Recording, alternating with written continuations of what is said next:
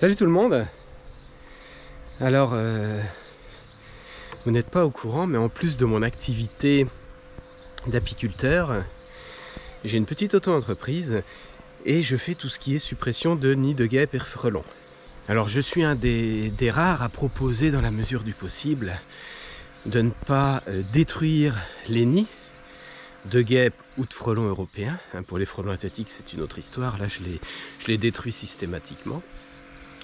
Mais pour les frelons européens et les guêpes, j'essaye en priorité de déplacer les nids. Parce que même si effectivement ce sont des insectes qui peuvent poser problème, notamment lorsqu'ils sont tout près d'une habitation, mais voilà, ça reste utile, les guêpes et les frelons européens restent utiles à notre biodiversité. Donc voilà. En général, les clients commencent à m'appeler vers le mois de mai et juin, puisque c'est là où les nids commencent à grossir et où on voit les guêpes et les frelons voler en dessous des toitures, etc. Et puis, vous voyez, cette année, le premier nid de frelons que je découvre, j'ai pas eu besoin d'attendre l'appel d'un client, puisqu'il est chez moi, directement. Alors cet hiver, j'ai quelqu'un qui m'avait confié une petite cabane à oiseaux parce qu'il y avait a priori un petit essaim, une petite colonie d'abeilles à l'intérieur. En fait, il n'y avait pas du tout de colonie. Et puis cette petite niche à oiseaux, le temps faisant, j'étais un petit peu débordé. J'ai pas eu le temps d'aller la rendre. Donc je fais un petit coucou à Sylvain en passant, qui se reconnaîtra, parce que c'est Sylvain qui m'avait confié cette petite niche à oiseaux. Et puis j'ai remarqué depuis quelques jours que j'avais des frelons qui volaient autour.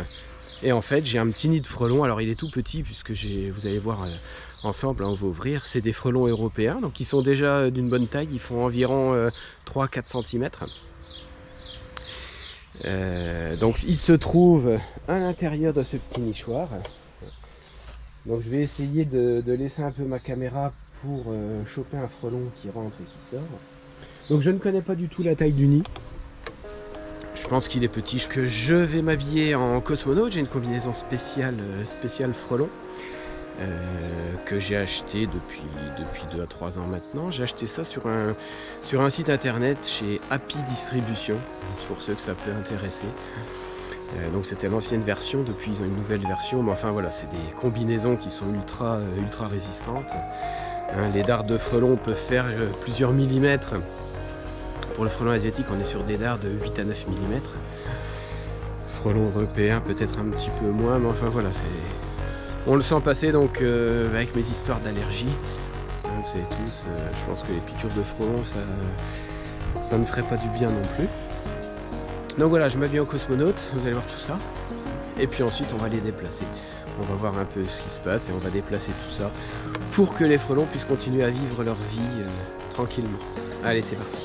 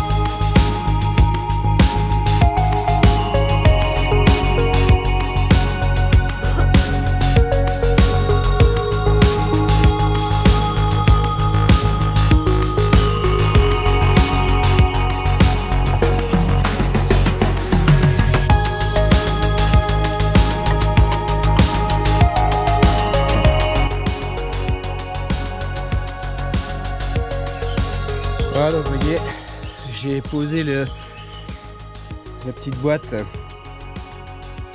à l'écart de tout dans un endroit où les frelons pourront faire leur petite saison tranquille. Et puis bon, on va regarder un petit peu à l'intérieur.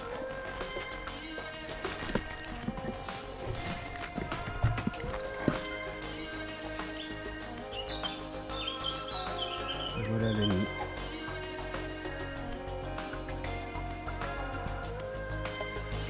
Donc là il est tout petit.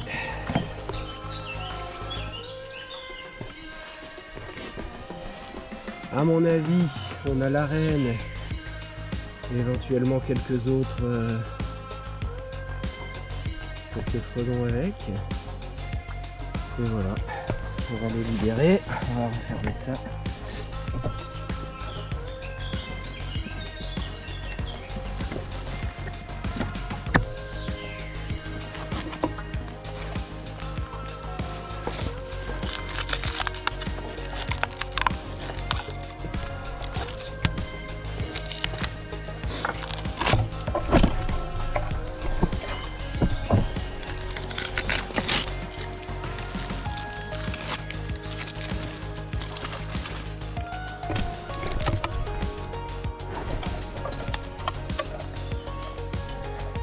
Voilà, donc si vous avez chez vous, dans les Ardennes, je me déplace sur les Ardennes uniquement, ni de frelons, ni de guêpes, et que en plus de ça, vous voulez protéger un petit peu tous ces insectes, appelez-moi, je vous mets mes coordonnées.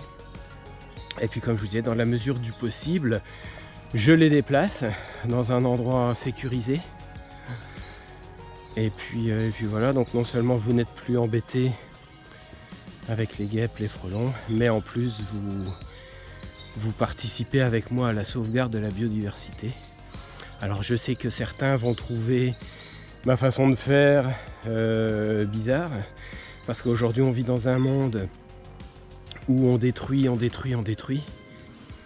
Le problème c'est qu'on est en train de se détruire en même temps. Et moi j'ai décidé d'agir autrement. Voilà, je vous invite tous à partager ma vidéo, à mettre des petits pouces bleus. Ça me montrera que vous êtes d'accord avec ma façon de faire, hein, ça m'encouragera encore plus. Et puis voilà, n'hésitez pas à faire appel à moi. Donc je vous dis, j'ai mon auto-entreprise, j'ai mon SIRET, j'ai ce qu'on appelle le certibiocide, donc c'est ce qui donne l'autorisation d'utiliser des produits lorsqu'on n'a pas le choix. J'injecte un produit dans le nid, quand le nid se trouve sous un plancher ou dans des endroits inaccessibles.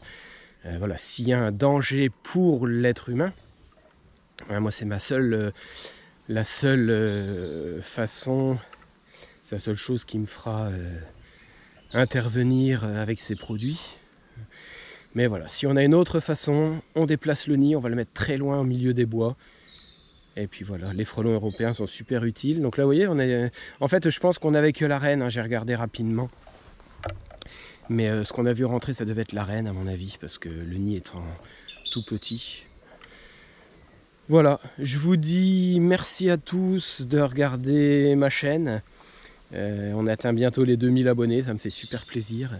Et puis j'espère que vous m'aiderez à contribuer à faire un petit peu grossir cette chaîne rapidement, partager en masse, etc. Allez, je vous dis encore un grand merci. Ciao à tous dans ma combinaison de cosmonaute et à bientôt pour des nouvelles vidéos. Bye.